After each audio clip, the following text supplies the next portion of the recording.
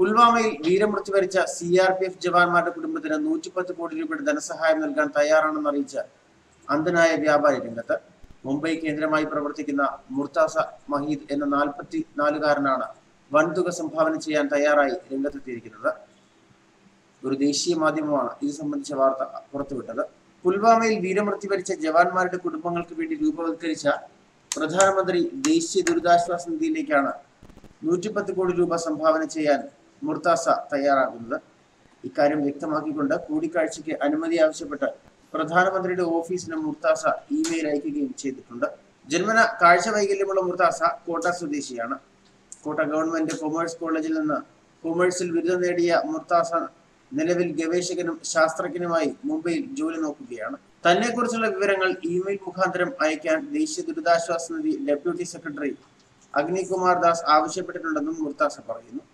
അതുപോലെ തന്നെ പുൽവാമയിൽ ഭീകരാക്രമണത്തിൽ വീരമൃത്യു വരിച്ച മുൻ സിആർപിഎഫ് ജവാന്മാരുടെ മക്കളുടെ വിദ്യാഭ്യാസ ചെലവ് മുൻ ഇന്ത്യൻ ക്രിക്കറ്റ് താരം വീരേന്ദ്ര സെവാഗ് ഏറ്റെടുത്തിരുന്നു.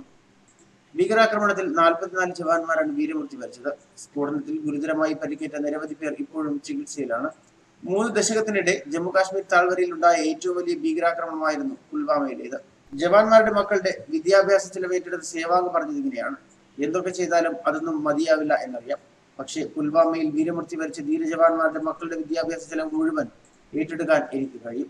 ഹരിയാന പോലീസിന്റെ ഭാഗമായ ഇന്ത്യൻ ബോക്സിംഗ് താരം വിജേന്ദ്ര സിംഗും ജവാന്മാരുടെ കുടുംബത്തിന് സഹായഹസ്തവുമായി എത്തിയിരുന്നു. താൽക്കാലിക ആശ്വാസം എന്ന നിലയ്ക്ക് 1 മാസ ശമ്പളമാണ് വിജേന്ദ്രൻ വാഗ്ദാനം ചെയ്തിരുന്നത്. ആ കുടുംബങ്ങൾക്കൊപ്പം ഓരോരുത്തരും അണിചേരണമെന്നും അവരെ സഹായിക്കണമെന്നും വിജേന്ദ്രൻ ആവശ്യപ്പെട്ടിരുന്നു. ആ ധീരന്മാരുടെ വീരമൃത്യുവിൽ അഭിമാനിക്കണമെന്നും അവരുടെ കുടുംബാംഗങ്ങളെ സംരക്ഷിക്കേണ്ടത് നമ്മുടെ കടമയാണെന്നും വിജേന്ദ്രൻ ഓർമ്മപ്പെടുത്തിയിരുന്നു. അതുപോലെ തന്നെ ജമ്മു കാശ്മീർ ഭീകരാക്രമണത്തിൽ വീരമൃത്യു വരിച്ച സിആർപിഎഫ് ജവാന്മാരുടെ ബാങ്ക് വായ്പകൾ എഴുതിത്തള്ളുമെന്ന് SBIയും അറിയിച്ചിരുന്നു. വീരമൃത്യു വരിച്ച 23 ജവാന്മാരുടെ വായ്പകളാണ് എഴുതിത്തള്ളുന്നത്. ഇതിനു പുറമെ കൊല്ലപ്പെട്ട ജവാന്മാരുടെ കുടുംബങ്ങൾക്ക് 30 ലക്ഷം വീതവും ഇൻഷുറൻസും നൽകി. ഭാരതത്തിനായി ജീവത്യാഗം ചെയ്ത ജവാന്മാരുടെ കുടുംബങ്ങൾക്ക് കൈത്താങ്ങാകാൻ ഈ നടപടിയിലൂടെ സാധിക്കും എന്ന പ്രതീക്ഷയുണ്ടെന്ന് SBI ചെയർമാൻ രജനീഷ് പ്രതികരിച്ചിരുന്നു. സൈനികരുടെ കുടുംബങ്ങളെ സഹായിക്കുന്നതിന് വേണ്ടി എല്ലാ SBI ജീവനക്കാരോടും ധനസഹായം നൽകുന്നതിന് ആഹ്വാനം ചെയ്തിട്ടുണ്ടെന്നും അദ്ദേഹം പറഞ്ഞിരുന്നു. ന്യൂസ് ഡെസ്ക് മലയാളി വാർത്ത.